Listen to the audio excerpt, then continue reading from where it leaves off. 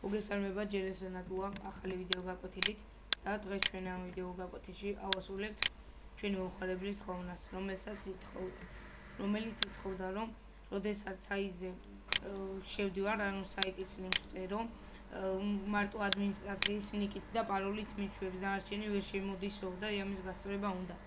ეს ძალიან მარტივია, მომყევით.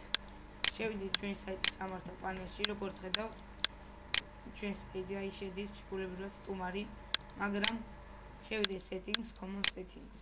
და აქ ჩვენ მომხმარებელს, რომელიც ითხოვდა მას, აი აქ იქნება წიჭკა გაკეთებული. აი როდესაც ეს წიჭკა გაკეთებული და მონიშნულია, როდესაც საიტზე გადახვალთ, აი ესე ამოაგდებს ადმინისტრატორების შესასვლელი. ანუ აქ ეს ნიშნავს იმას, რომ საიტი დროებით გამორთულია.